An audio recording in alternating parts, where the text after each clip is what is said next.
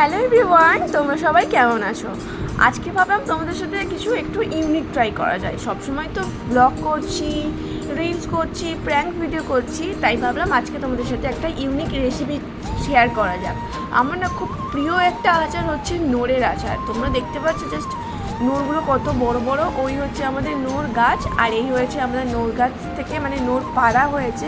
দেখছো জাস্ট কত বড় বড়। আমি আর মামনি হচ্ছে পারলাম, আর বাবাও ছিল। তোমাদেরকে জাস্ট দেখাচ্ছি, দেখো কত বড় বড়। ফার্স্টে তোমাদেরকে নোড়ের যে ওই ডাঁটিগুলো থাকে ওইগুলোকে ভালো করে ছাড়িয়ে নিতে হবে যেন না থাকে। তো এই ছাড়ানো হয়ে গেছে, আগের দিন করে রাখা হয়েছিল, সময় হয়নি বলে। তো যখন জলটা ফুটবে, জল দেওয়া হবে, জলটা ফুটবে তখন একটু সামান্য নুন দিয়ে, পরিমাণ মতো নুন দিয়ে, আর নোড়গুলোকে দিয়ে দিতে হবে গরম জলে। বেশি করা যাবে না, জাস্ট একটু মাখিয়ে নিতে হবে যাতে নোড়গুলোর সাথে জলের সাথে নুন দেওয়া আছে তো যাতে ভালো করে মিক্সড হয়ে যায় আর কি। আর আমি হচ্ছে বসে আছি, বসে বসে শিখছি, আর একটু পর পর হচ্ছে নেড়ে দিতে হচ্ছে। অমন কোনো ব্যাপার নয়, একটু নাড়লে ভালো হয়।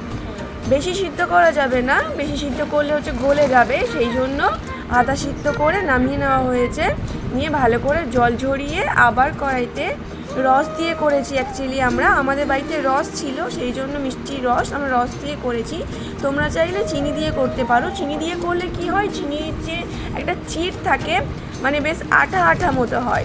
আমাদেরটা অতটাও আঠা আঠা মতো হয়নি, একটু রস রস মতো হয়েছে। যেহেতু নোটটা টক ছিল, সেই রসে পড়তে মানে একটু জল কাটা টাইপসের এরকম হয়ে গেছে, কিন্তু খুব সুন্দর হয়েছে। আর না না আমি করিনি গো, রানি হচ্ছে ইনি, মামনি করছে, আমি জাস্ট একটু হেল্পারই করলাম।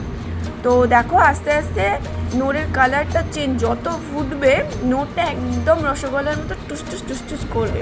তো নামিয়ে নেওয়া হচ্ছে। লাস্ট ফিনিশিংয়ের জন্য মৌরি আর কালো জিরে একটু মানে ভেজে গুঁড়ো করে নিয়ে আর এই লাস্টে ছড়িয়ে দিতে হবে, ব্যাস দিলেই আমাদের ডান নোড়ের আচার। সত্যি কথা বলবে কিন্তু কার কার জিভে জল এসছে।